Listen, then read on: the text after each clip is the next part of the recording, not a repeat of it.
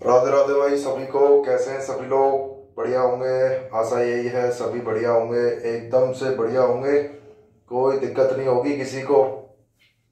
और हमारा चैनल चल रहा है भाई जेएस केमिस्ट्री 99 के नाम से। और इसमें जो है हमने ऑर्गेनिक केमिस्ट्री को स्टार्ट किया हुआ है। क्लास 12th और 11th की हमने एक वीडियो भी डाली थी भाई अभी, ऑल ऑर्गेनिक केमिस्ट्री रिएक्शंस की। अगर इसी तरीके से हमारा कोर्स चल रहा है, किसी भी बच्चे को कोई भी डाउट हो बोर्ड के रिगार्डिंग कोई भी टॉपिक, वो कमेंट्स में बता दें कि सर इसको पढ़ना है, तो हम उसके बारे में थोड़ा सा डिस्कस कर लेंगे। अभी हम बात कर रहे थे, नेक्स्ट अपना चैप्टर नंबर 6 चल रहा था, हेलो एल्केन्स और हेलो एरिन्स। और इसमें जो है हमने सिंपल अपनी सबसे पहले क्लासिफिकेशन देख लिया था भाई, नोमेनक्लेचर देख लिया, वर्गीकरण नामकरण। उसके बाद जो था हमने प्रिपरेशन बनाने की विधि के 3 मेथड देख लिए थे भाई। कौन कौन से? एक तो अल्कोहल से, एक हाइड्रोकार्बन से, एल्केन और एल्कीन से, और तीसरा हेलोजन एक्सचेंज जिसमें फिंगरस्टीन और श्वार्ट्ज आ गए थे। दूसरा हमने उसकी फिजिकल प्रॉपर्टीज, भौतिक गुणधर्म भी देख लिए थे, जिसमें बॉइलिंग पॉइंट, मेल्टिंग पॉइंट का इंपॉर्टेंट कॉन्सेप्ट था, वो हमने अलग से देखा है वीडियो में। और सॉल्युबिलिटी भी हमने देखी थी भाई, सिंपल और सिंपल उनकी फिजिकल स्टेट, डेंसिटी, और ये सारी चीजें जो था वो किस में देखा गया है, अपना सिंपल फिजिकल प्रॉपर्टीज यानी कि भौतिक गुणधर्म के केस में देखा भाई। को समझ में आ रही है क्या चीजें? इनको इसी क्रम में अपने को पढ़नी है चीजें। कौन कौन सी क्रम की? सबसे पहले क्लासिफिकेशन नोमेनक्लेचर, फिर फिजिकल प्रिपरेशन के मेथड, फिर फिजिकल प्रॉपर्टीज और फिर केमिकल प्रॉपर्टीज। ठीक है भाई, अगर पसंद आ रहा है तो चैनल को लाइक सब्सक्राइब भी करें और आगे इसको फॉरवर्ड भी करें। देखें आगे क्लास 12th का सिंपल जो है हमने अपना चैप्टर 6 स्टार्ट किया हुआ है भैया, haloalkane and haloarenes, haloalkanes and haloarenes. और इसमें हमको एनसीईआरटी बेस चल रहे हैं हम भाई, पहले से ही बात कर रहे हैं कि हम एनसीईआरटी बेस पॉइंट्स को उठा रहे हैं। और इसमें अब हम स्टार्ट कर रहे हैं किसकी? Chemical properties. केमिकल प्रॉपर्टीज, रासायनिक गुणधर्म स्टार्ट कर रहे हैं भाई इसके। हम क्या स्टार्ट कर रहे हैं अपन? सिंपल रासायनिक गुणधर्म, केमिकल प्रॉपर्टीज। और इसकी 3 केमिकल प्रॉपर्टीज पढ़नी है। केमिकल प्रॉपर्टीज में मैंने बताया हुआ है कि सिंपल इस हेलो एल्केन से अब क्या क्या बनेगा। प्रिपरेशन निर्माण की विधि में तो हमने देखा कि इसको किस किस से बनाना है, और केमिकल प्रॉपर्टीज में देखेंगे कि भाई इससे क्या क्या बनेगा। तो 3 केमिकल प्रॉपर्टीज है अपनी। सबसे पहला है एनएसआर, न्यूक्लियोफिलिक सब्स्टिट्यूशन रिएक्शन। दूसरा है अपना सिंपल एलिमिनेशन, एलिमिनेशन या जिसको हम बोलते हैं क्या, विलोपन। और तीसरा है भैया रिएक्शन विद मेटल, धातु के साथ अभिक्रिया।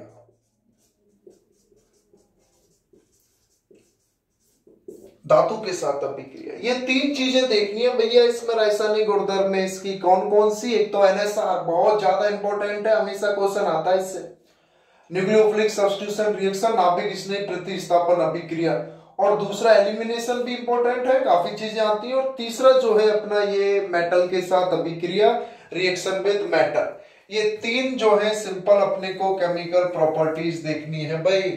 सबसे पहली केमिकल प्रॉपर्टीज की बात कर रहे हैं एनएसआर। एनएसआर का मतलब ही क्या है? Simple nucleophilic substitution reaction, nucleophilic substitution reaction, नाभिक स्नेही प्रतिस्थापन अभिक्रिया है भाई इसका मतलब, नाभिक स्नेही प्रतिस्थापन अभिक्रिया। और सबसे पहले अपने को यह पता हो कि ये न्यूक्लियोफाइल क्या होता है। पढ़ते हैं अपन ऑर्गेनिक केमिस्ट्री में। न्यूक्लियोफाइल, इलेक्ट्रोफाइल, 2 टाइप के ही तो रिएजेंट होते हैं। न्यूक्लियोफाइल अटैक कर सकता है, हट सकता है। इलेक्ट्रोफाइल अटैक कर सकता है, हट सकता है। इसलिए जितनी भी ऑर्गेनिक केमिस्ट्री की रिएक्शन है 4 भागों में कैटेगराइज कर दी गई है, एनएआर, एनएसआर, ईएआर, ईएसआर। तो सिंपल न्यूक्लियोफाइल का मतलब क्या होता है? इलेक्ट्रॉन रिच स्पीसीज, न्यूक्लियोफाइल का मतलब क्या है? इलेक्ट्रॉन रिच स्पीसीज, यानी कि इलेक्ट्रॉन धनी प्रजाति। इलेक्ट्रॉन रिच स्पीसीज यानी कि इलेक्ट्रॉन धनी प्रजाति, यानी कि जिनके पास इलेक्ट्रॉन क्या है? सिंपल ज्यादा है।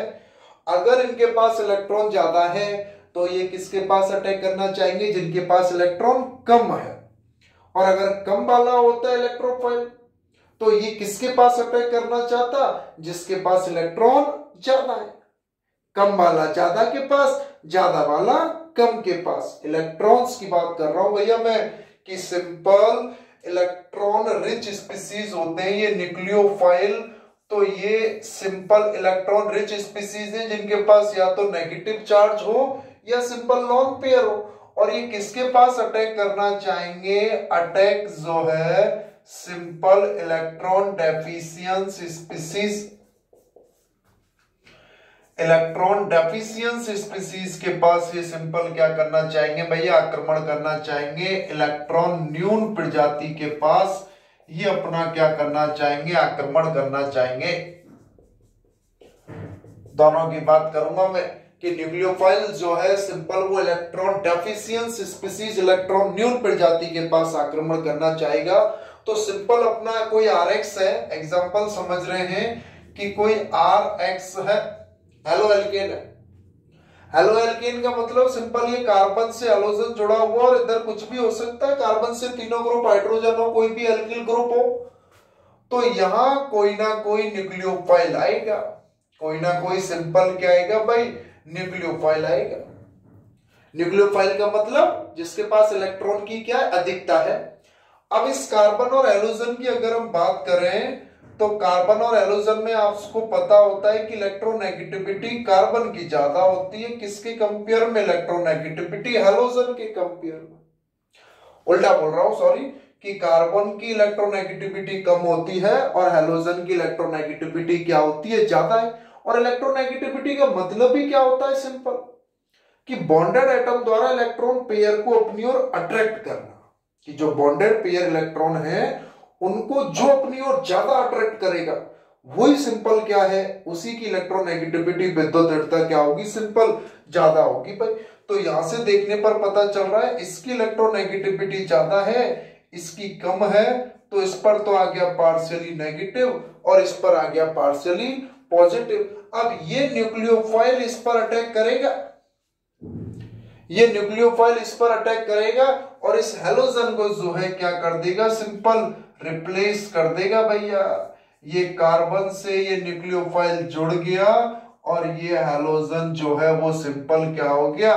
बाहर निकल गया। सेम एज इट इज, इस तरीके से। यानी कि एक न्यूक्लियोफाइल के द्वारा दूसरे न्यूक्लियोफाइल को रिप्लेस किया जा रहा है। क्यों?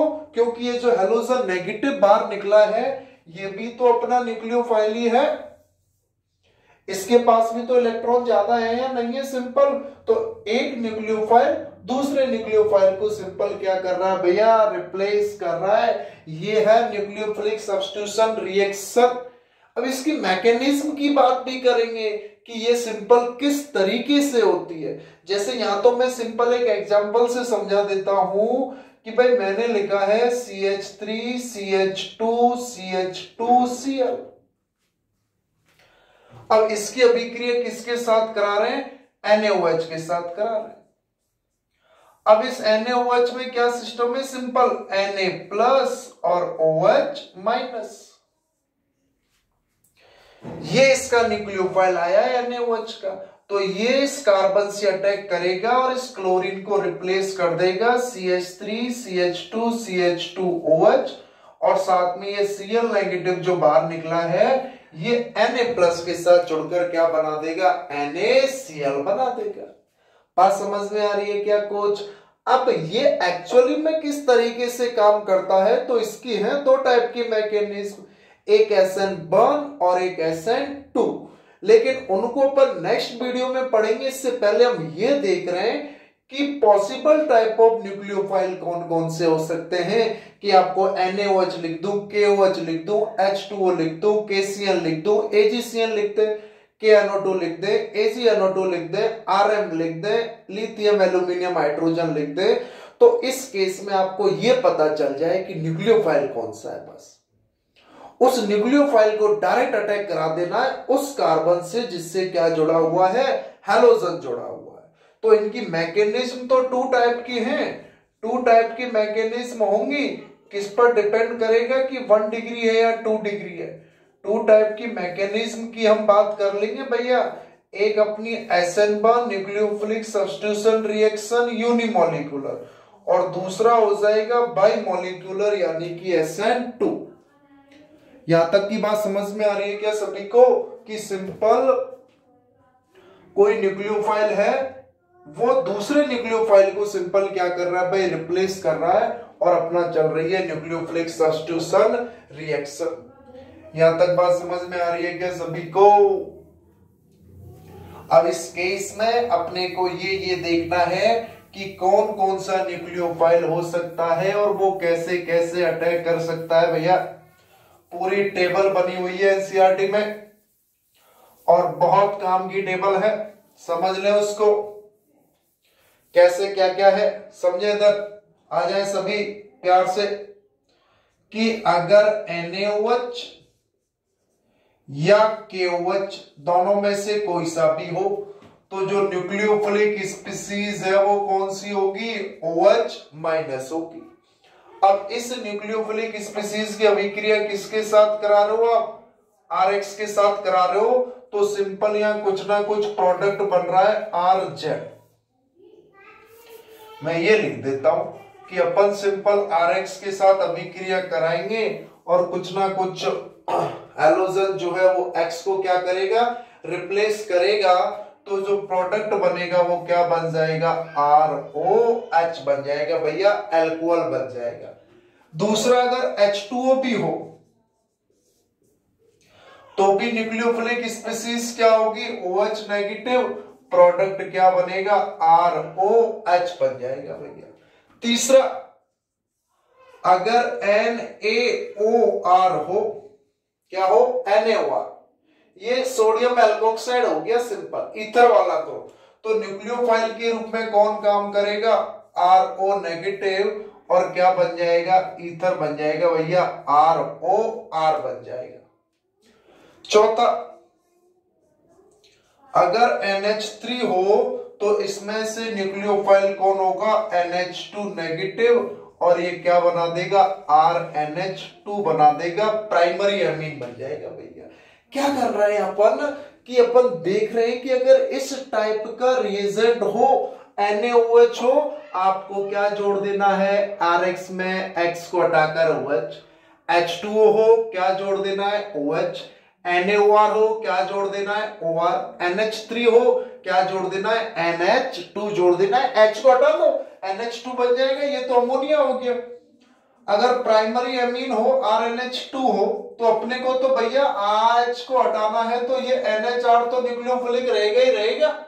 यहां से एक H को हटा दो और इसके साथ जोड़ दो, यहां मैं R डैश लिख देता हूं जिससे पता चल जाए अलग है, जिससे पता चल जाए सिंपल क्या है अपना, ये अलग है। क्या बन जाएगा, RNH R डैश हो गया। अगर 2 डिग्री अमीन हो, RNH R dash R double dash हो, तो यहां से एक H को हटाने पर N R dash R double dash negative, क्या बन जाएगा, RN R dash R dash. जैसे आप सिंपल इसको इस एग्जांपल से समझ सकते हो कि मैंने लिख दिया है CH3NH2 और इसकी अभिक्रिया में CH3Cl के साथ करा रहा हूं भैया। CH3NH2 की अभिक्रिया में किसके साथ करा रहा हूं, CH3Cl के साथ करा रहा हूं। ये प्राइमरी एमीन है, किसके साथ रिएक्ट कर रहा है, एल्किल हैलाइड RX के साथ रिएक्ट कर रहा है। कुछ नहीं करना, इस हाइड्रोजन को हटाना है, CH3NH नेगेटिव आ गया और इस कार्बन से जोड़ देना है, क्या बन जाएगा, सिंपल CH3NH CH3 बन जाएगा भैया। ये इस टाइप के क्वेश्चंस बनते जाएंगे। इसके बाद आ जाओ सिंपल कि मैंने लिख दिया है अपना KCN, KCN है भाई, तो इसमें न्यूक्लियोफाइल अपना क्या आ जाएगा, साइनाइड नेगेटिव, और ये क्या बन जाएगा, सिंपल RCN बन जाएगा। और अगर इसकी जगह लिखा आ जाए भैया AgCN, तो इसमें NC आइसोसाइनाइड नेगेटिव न्यूक्लियोफाइल है और क्या बनेगा, RNC बनेगा। वेरी वेरी इंपॉर्टेंट है, बच्चे कंफ्यूज हो जाते हैं कि कब CN लगाना है कब AgCN लगाना है, तो याद रखो पोटेशियम के साथ साइनाइड है, सिल्वर के साथ आइसोसाइनाइड है। एग्जाम्पल से समझ सकते हैं, सिंपल मैंने एग्जाम्पल लिख दिया भैया क्या कि CH3CH2Cl और इसकी अभिक्रिया KCN के साथ करा रहा हूं, प्रोडक्ट बता दो CH3CH2Cl, इसका प्रोडक्ट क्या हो गया, साइनाइड। और मैंने एग्जाम्पल ये लिख दिया सेम CH3CH2Cl और साथ में क्या कर दिया है अपना AgCl, क्या हो जाएगा प्रोडक्ट CH3CH2NC हो जाएगा, क्या हो जाएगा प्रोडक्ट CH3CH2NC आइसोसाइनाइड हो जाएगा। भैया बात समझ में आ रही है क्या, कुछ वेरी वेरी इंपॉर्टेंट है साइनाइड और आइसोसाइनाइड के केस कि RX के साथ एल्किल हैलाइड के साथ इनमें से किसी की भी अभिक्रिया करा दूं, सारे के सारे कौन सी रिएक्शन शो करेंगे, NSR nucleophilic substitution reaction show करेंगे। जैसे अभी मैंने ये एग्जांपल लिख दिया, जैसे एक एग्जांपल और लिख दूं मैं सिंपल, कैसे, इनको तो लिखा ही रहने दो जिससे तुरंत पता चल जाए कैसे आंसर आ रहा है। जैसे मैंने सिंपल लिख दिया है इस तरीके से भैया Cl और इसकी अभिक्रिया में करा रहा हूं NaOC2H5 के साथ, प्रोडक्ट बता दो। देख लो एल्किल हैलाइड है और कौन सा वाला केस है, NaOR वाला केस है। कौन सा वाला केस है, NaOR वाला केस है। कुछ नहीं करना, इस कार्बन हैलोजन में से इस हैलोजन को हटाना है और इस ऑक्सीजन को इस हैलोजन से जोड़ देना है।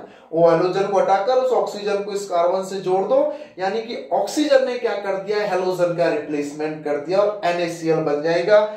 आप तो इस कार्बन को पकड़ो जिससे हैलोजन जुड़ा हुआ, इस बॉन्ड को तोड़ो और सिंपल इस तरीके से इस कार्बन के साथ क्या जोड़ दो, OC2H5 बन गया भैया प्रोडक्ट। आ रही है क्या कुछ बात समझ में मेरे प्यारे दोस्तों, बता दो कि इस तरीके से RX की अभिक्रिया इसके साथ कराइए, ईथर बन गया नहीं बन गया। और भी अभी तो इनके अलावा एक दिन में सिंपल अपन RT पढ़ रहे, कौन कौन सा है, NaOH H2O, NaOR नाम लिख दूं अगर मैं इनका कि ये हो गया अपना सोडियम एल्कोक्साइड, सोडियम एल्कोक्साइड, ये हो गया अपना सिंपल अमोनिया, ये हो गया अपना सिंपल प्राइमरी एमीन, ये हो गया अपना 2 डिग्री एमीन और इसका तो नाम है पोटेशियम साइनाइड और इसका नाम हो जाएगा सिल्वर साइनाइड। पोटेशियम साइनाइड और इसका नाम हो गया सिंपल अपना क्या भैया, सिल्वर साइनाइड।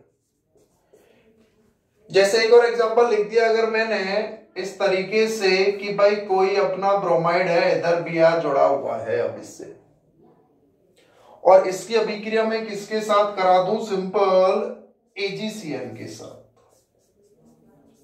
किसके साथ करा दूं, AgCN के साथ। बता दे भैया प्रोडक्ट, जैसे ही हैलोजन के साथ कोई न्यूक्लियोफिलिक स्पीसीज आपको दिखी, ये कार्बन है और ये हैलोजन है, इस हैलोजन को रिप्लेस कर दो किसके द्वारा, इस CN के द्वारा। लेकिन इस CN में कौन जुड़ेगा, NC जुड़ेगा। क्यों, क्योंकि ये एम्फीडेंटेड न्यूक्लियोफाइल है। क्वेश्चन ये भी आ जाता है कि एम्फीडेंटेड न्यूक्लियोफाइल क्या है, तुरंत बता देना है, जिसमें 2 डोनर एटम हो, कार्बन भी हो सकता है और नाइट्रोजन भी हो सकता है। हम एक और भी पढ़ेंगे ONO2 और Na2। क्या करना है, कुछ नहीं करना भैया, इसको पकड़ना है, ब्रोमीन को हटाना है और क्या लगा देना है, NC लगा देना है इस तरीके से।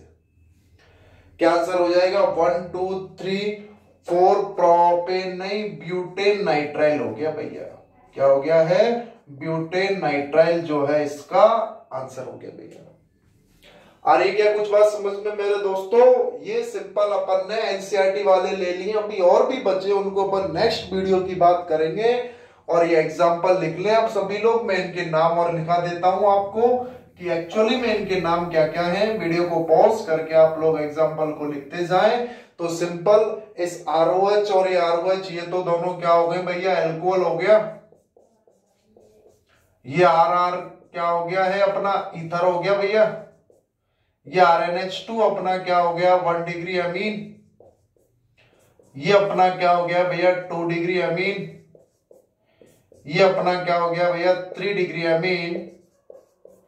और ये अपना साइनाइड है, और ये अपना क्या हो गया है, आइसोसाइनाइड।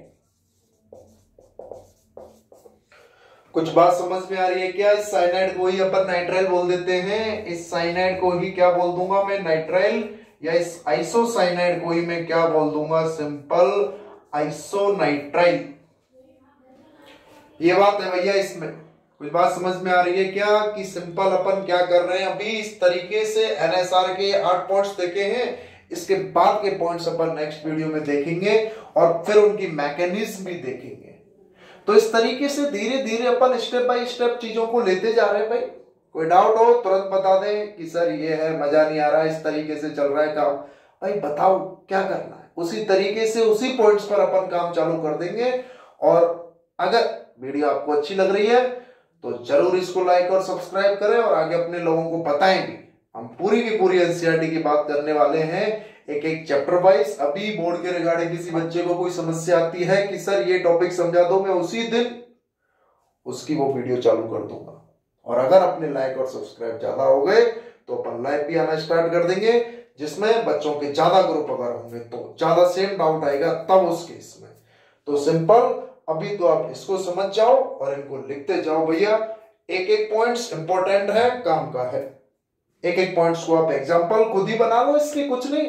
कोई सा भी अपना एल्किल ग्रुप जोड़ दो हैलाइड के साथ, और कोई सा भी अपना इसमें से रिएजेंट ले लो भैया।